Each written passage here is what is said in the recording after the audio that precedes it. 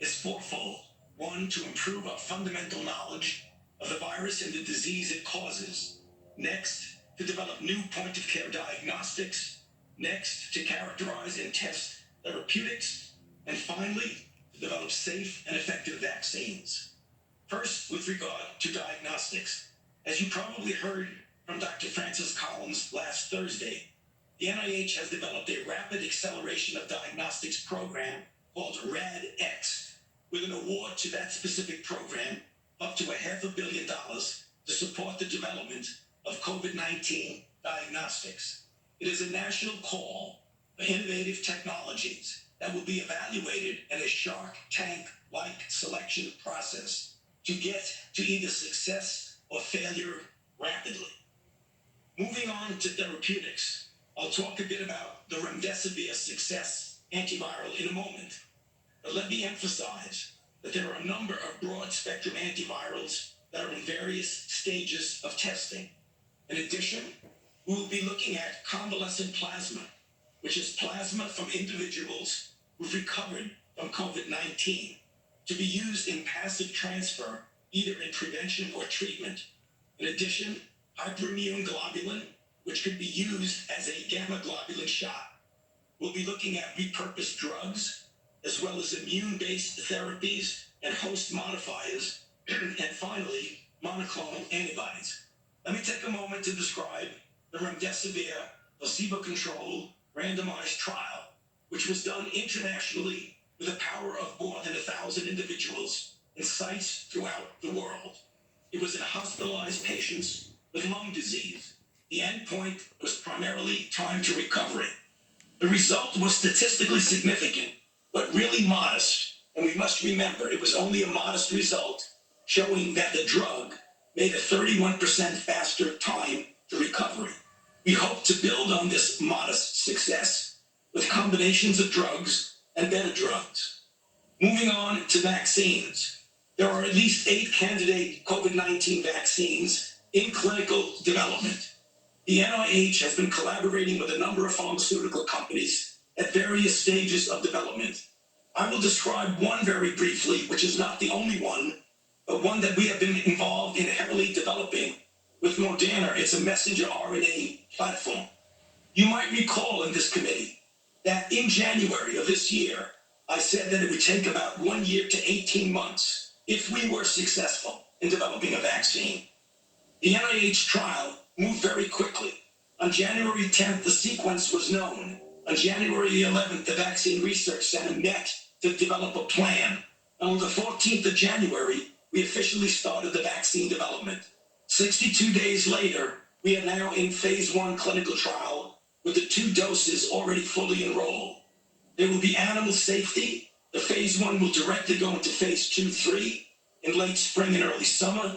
And if we are successful, we hope to know that in the late fall and early winter. There are some important issues, however, in COVID-19 vaccine development. We have many candidates and hope to have multiple winners. In other words, it's multiple shots on goal. This will be important because this will be good for global availability if we have more than one successful candidate. We also, as the chairman mentioned, will be producing vaccine at risk, which means we'll be investigating considerable resources in developing doses even before we know any given candidate or candidates work. I must warn that there's also the possibility of negative consequences, where certain vaccines can actually enhance the negative effect of the infection. The big unknown is efficacy. Will it be present or absent, and how durable will it be? And finally, I want to mention the NIH has launched a public-private partnership called Accelerating COVID-19 Therapeutic Interventions and Vaccines. The purpose of that is to prioritize and accelerate clinical evaluation of therapeutic candidates with near-term potential. Hopefully, our research efforts, together with the other public health efforts, will get us quickly to an end to this terrible ordeal that we are all going through. Thank you very much. Happy to answer questions later. Thank you, Dr. Fauci. Dr. Redfield, well. Good morning, Chairman Alexander and Ranking Member Murray and members of the committee. Our nation is confronting the most serious public health crisis in more than a century. Yet we're not defenseless. We have powerful tools to fight this enemy. We have tried and true effective public health interventions, such as early case identification, isolation, and contact tracing, combined with important mitigation strategies, to include social distancing, frequent hand washing, and face covering.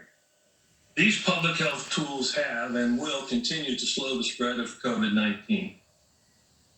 I appreciate the opportunity this morning to provide a brief overview of some of CDC's ongoing work in response to COVID-19. CDC has been working 24/7 to combat the pandemic. CDC's Emergency Operations Center is supporting state, tribal, local, and territorial public health partners in building core capabilities, particularly workforce, laboratory, and data and predictive analytics. Epidemiologists are conducting surveillance for COVID-19 as well as conducting health system surveillance. Community mitigation teams are providing guidance on infection control and contact tracing, and our laboratory experts are performing serological testing to better define the extent of asymptomatic populations. As local leadership makes decisions to reopen, they'll require varying degrees of federal support. Each location will be different and will face unique circumstances.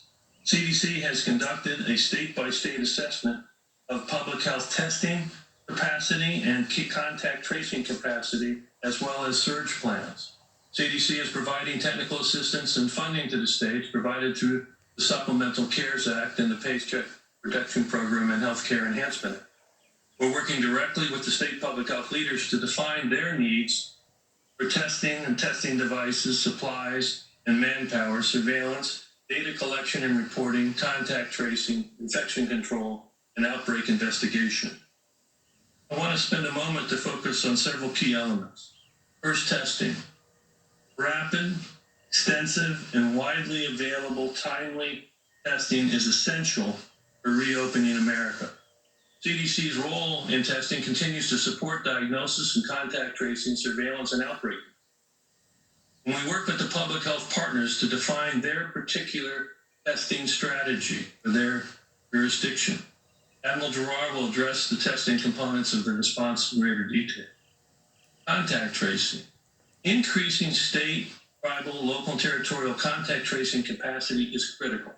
It's a critical part to stop the chains of transmission and prevent the occurrence of sustained community transmission.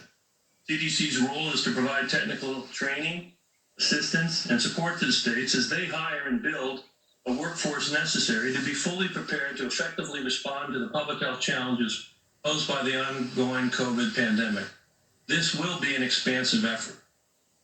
Surveillance. Our nation's surveillance program is built on a combination of systems, including existing syndromic, influenza, and respiratory viral disease surveillance systems that have been combined with commercial and research lab platforms and our case reporting form system. CDC is adapting these and optimizing it to have a surveillance system in response to COVID-19. Importantly, in light of the significant occurrence of asymptomatic infection, the surveillance for asymptomatic infection becomes an important public health tool for early case identification. CDC is working with each public health jurisdiction to develop a prospective surveillance program to include active surveillance among those that are most vulnerable, such as individuals in long-term care facilities, inner-city clinics, and homeless shelters. We need to rebuild our nation's public health infrastructure. Data and data analytics, public health laboratory resilience, and our nation's public health workforce.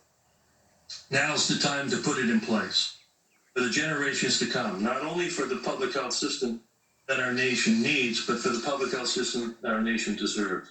Before I close, I want to recognize the tireless commitment of the dedicated CDC staff who've deployed to every corner of this nation to fight COVID-19. More than 4,000 employees have deployed here and globally. Science and data continue with technical expertise and public service to be the backbone of CDC's contributions to the U.S. response. I extend my serious gratitude to the healthcare workers on the front lines, as well as their family, and the essential emergency personnel, as well as the American people, to say thank you for adhering to the stay-at-home guidelines and protecting the most vulnerable. It's important to emphasize that we're not out of the woods yet. Battle contends and we must, but we are more prepared. We need to stay vigilant with social distancing it remains an imperative. We are a resilient nation, and I am confident that we will emerge from this pandemic stronger together. Thank you.